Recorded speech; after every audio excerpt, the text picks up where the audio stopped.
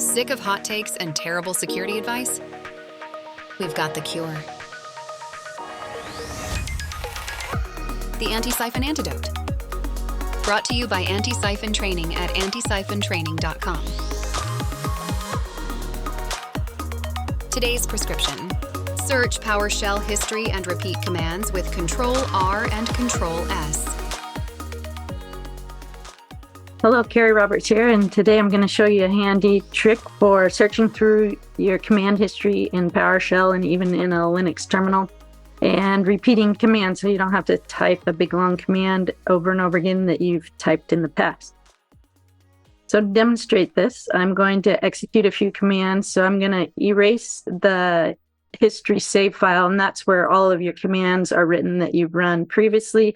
By default, it stores up to 4,096 of your previous commands. So there's a lot of helpful commands in there, commonly run commands that you can repeat. We're going to try to SSH to some different servers, 15, 16, 17, and 18, just for demonstration purposes. We're going to use in PowerShell what's called a download cradle, where you invoke a web request to download a PowerShell script, which is this big long URL here, and then you call invoke expression, or for short IEX. So we do that on a couple different scripts here on lines 5 and 13. We have ASCII-art.ps1 and ASCII-art2. And then we cd into a samples directory. We make a samples directory. We cd to home. We list out the contents of our history save path, and then clear the screen. So I'm going to copy all of this. And just to get some history set up in our PowerShell window, I'm going to paste that in. So those are all previous commands that we have run. And now here we are at our command prompt, and we think, well, I'd like to repeat that PowerShell script where I printed some ASCII art. So I could, if I remembered something from that command, whatever I remember from having typed that command before, I could type that in. I remember I started with IEX. So here I go, IEX. And we see this backwards search come up, and it says IEX, and it's doing the ASCII art PS1. So if I want to run that immediately, I could press enter, and it runs our first ASCII art. But maybe I didn't want that first search result of IEX. I wanted to go back to the ASCII art 2 that was run first. I could say Ctrl+R, and I could search for IEX. In this case, instead of running it immediately by pressing enter, I could press one of the arrow keys or the tab key, and it accepts this line, and I could go to the end and edit it to say ASCII art 2.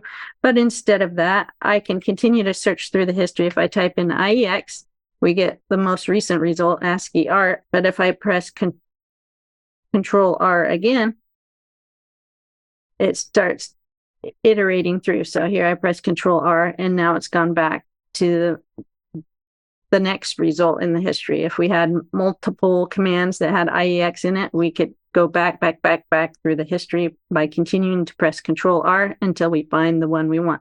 So here we have ASCII art 2.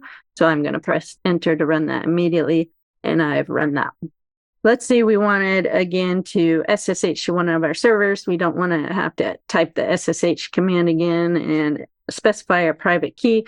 So we'll just use Ctrl+R to search for SSH, and we see we SSH to server 18. But in this case, we're interested in SSHing to server 15. So I'll hit Ctrl+R again, and we go to 17, and then 16, which is the one we want. But I accidentally pressed Ctrl+R one more time and went back to 15. So I've passed the item in my history that I wanted. I went too far back with my backward search, my Ctrl+R search. We can start searching forward from the point we're at in the history with, instead of Ctrl+R, we can use Ctrl+S. So now I'm going to press Ctrl+S, and it will go back to that IP address 16 that we accidentally skipped over, Ctrl+S. And if I keep pressing Ctrl+S, I go up through 17, 18, until ultimately it says failed to search, because I'm all the way at the beginning of my history and there are no more SSH commands.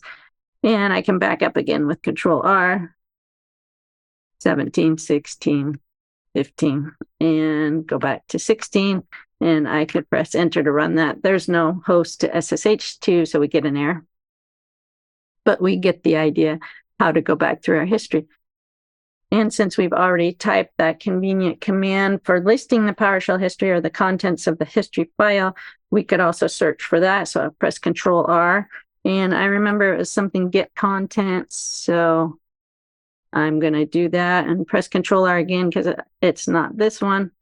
Ctrl+R again, and here's get content, PS readline, option, history save path. That's the one I'm looking for that will list our history file. And here we have all the commands that we've run.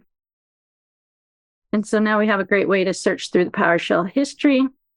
If you want to learn more about PowerShell, you can go to the Antisyphon Training page. I have a full 16-hour class with helpful hints like we just showed here for searching your PowerShell history, but it goes into detail on all items relevant to information security when using PowerShell, and that class is called PowerShell for InfoSec, What You Need to Know with Gary Roberts. Thanks.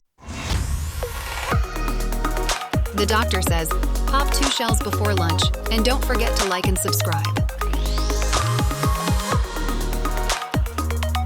If symptoms reoccur, check out these videos while you wait for the next Antisyphon antidote.